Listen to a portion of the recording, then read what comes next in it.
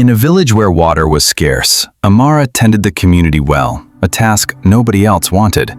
She checked the rope, swept the stones, and kept the bucket clean. Small work, forgotten work.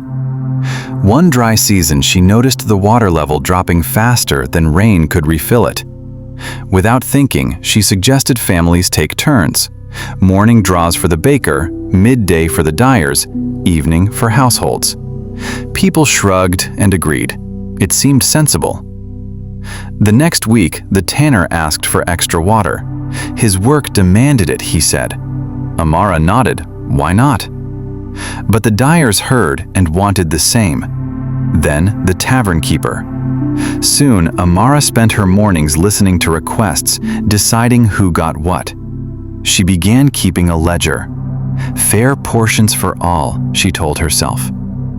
When the carpenter's family ran short, she gave them more. When the weaver complained, Amara reduced his share. He lived alone after all. The carpenter thanked her with a chair. The weaver stopped greeting her in the market. Months passed. People no longer drew their own water. They waited for Amara's permission. Arguments came to her doorstep. The blacksmith accused the potter of waste. The widow begged for extra. Amara decided everything, her ledger growing thick with rules.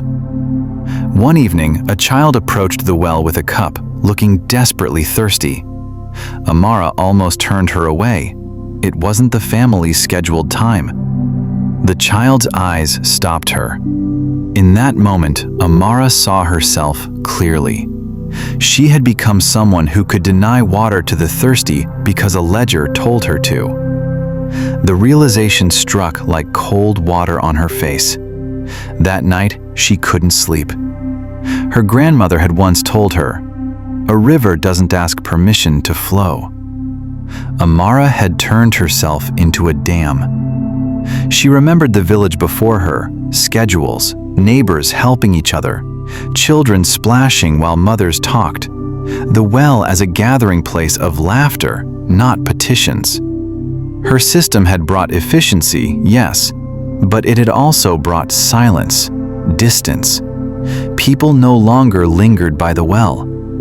The water had become a transaction, not a commons. Worse, she had begun to enjoy being needed. She liked when people sought her favor, brought her gifts, spoke carefully in her presence. The carpenter's chair sat in her home, a monument to influence she'd never asked for, but had learned to want.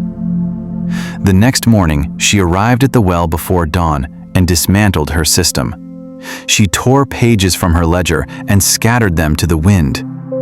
When the baker arrived for his morning draw, he found Amara sitting on the stones, the bucket already filled and waiting. "The well is open," she told him quietly. "Take what you need." He stared at her confused. "But what about the schedule, the allotments?"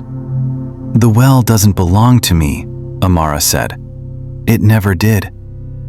I was a fool to think managing it made me wise." Word spread quickly.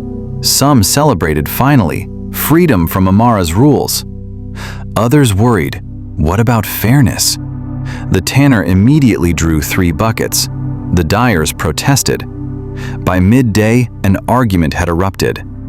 Amara watched from her doorway, fighting the urge to intervene. Her fingers itched for her ledger.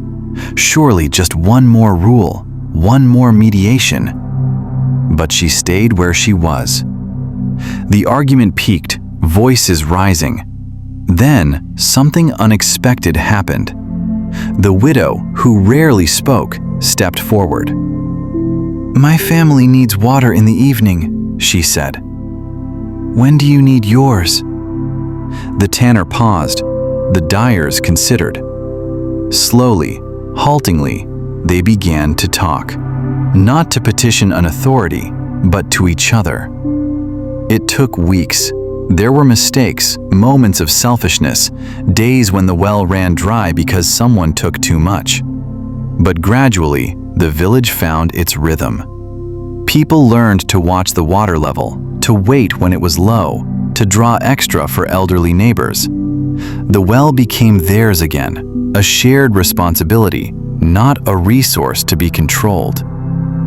Amara returned to her quiet work, checking the rope, sweeping the stones, keeping the bucket clean. Small work, forgotten work, and she had never been happier. One day, the child who had come thirsty stopped by with a cup of water for Amara. "You looked hot," the girl said simply. Amara accepted it with thanks, understanding at last that the greatest power she'd ever held was the power to let go.